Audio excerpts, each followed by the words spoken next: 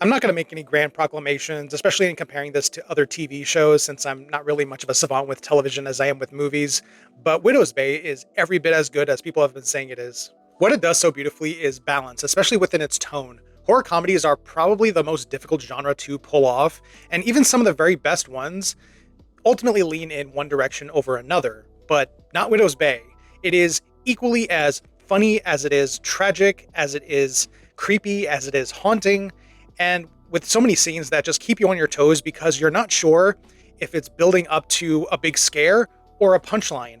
And sometimes it'll do both at the same time, and it just feels so effortless. The casting is top notch. It's a delight to see Matthew Rhys stretch his comedic muscles. Kate Flynn is a revelation as Patricia, and you have two of the all-time great character actors in Dale Dickey and Stephen Root, who, among many other incredible performers on the show, all do an amazing job at really selling you on the very rich history of this island that the show takes place on. And I also really enjoyed how each episode tackles a new theme or a new kind of horror or a new monster that connects to the overall lore of the island.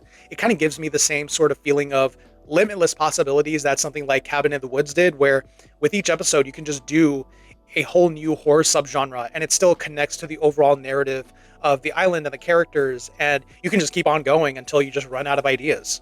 It's created by Katie Dippold, who I guess is most well known for that viral tweet where she went to a friend's Halloween party dressed as the Babadook, and she's the only one in costume. But she's had a long career of comedy writing for film and television, and Hiro Murai is one of the producers on the show, and he directs a bunch of the episodes as well. So just a lot of talent behind the making of this show, in case it wasn't obvious enough by the sheer quality of it.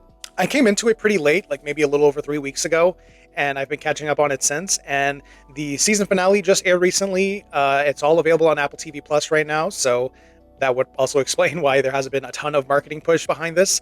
But the word of mouth has been really building on this show, and it's been building so organically. A second season has already been confirmed, and honestly, I cannot wait to see more. So if you've seen Widow's Bay, then feel free to let me know what you thought of it in the comments.